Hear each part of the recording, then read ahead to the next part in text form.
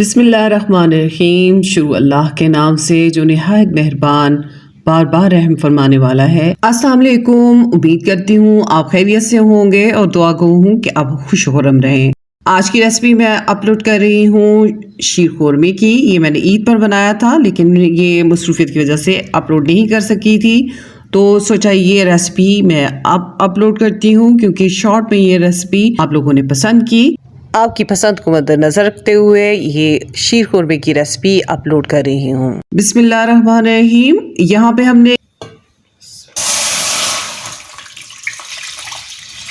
दूध शामिल कर लिया। 2 किलो खुला दूध था, ये पैकेट का दूध इस्तेमाल नहीं किया हमने इसमें, और ये बॉईल कर लिया था। आप देख रहे हैं इसमें बहुत थिक सी मलाई भी आपको नजर आ रही है। इसको मैंने गर्म करने के लिए रख दिया और इसमें इलायची भी मैंने डाल दी थी, और 2 से 3 इलायचियाँ डालकर मैंने बॉईल कर लिया था दूध को। अच्छी तरह से इसे बॉईल करना है। खुश्क खजूरें या 10 छुहारे लेकर इसमें बारीक काट के डाल दें। 1 कप मैंने चीनी ले ली और इसको मैंने फ्राई पैन में डाल लिया, और इसका हमने बहुत अच्छा सा कैरमल तैयार करना है। आपने हल्की आंच पर ये बनाना है क्योंकि चीनी बहुत जल्दी जल जाती है। थोड़ा सा मैंने इसमें पानी शामिल किया था और इसके बाद इसे हमने हल्की हल्की चम्मच चलाते हुए गर्म कर लेना है, और इस तरह से इसका कैरमल तैयार कर लेना है। शुरू में चीनी थोड़ी सी थिक आपको महसूस होगी, लेकिन आहिस्ता आहिस्ता ये मेल्ट होकर बिल्कुल इस कैरमल की शक्ल में तैयार कर लेगी।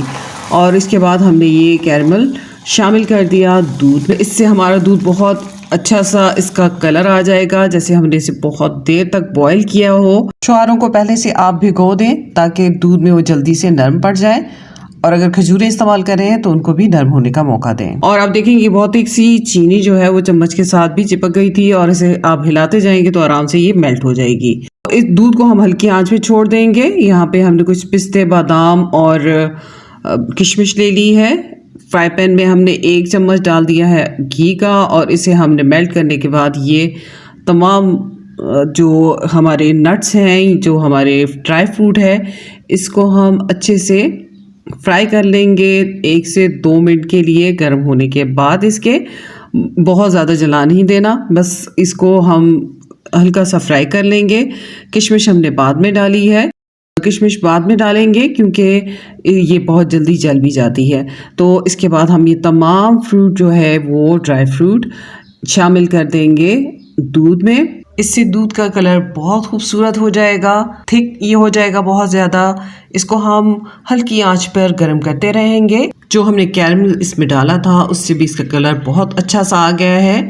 दूसरी तरफ हम 1 टेबलस्पून डाल रहे हैं फ्राई पैन में घी, और जब ये मेल्ट हो जाएगा तो इसमें हम 1 पैकेट डाल रहे हैं सवैयाँ खूब अच्छे से बारीक करके। इससे इनका कलर बहुत खूबसूरत हो जाएगा। पहले भी ये अच्छी कलर में है, तो इसको हम फ्राई करेंगे तो इसका जायका भी बहुत बढ़ जाएगा और इनका कलर और भी ज़्यादा खूबसूरत हो जाएगा।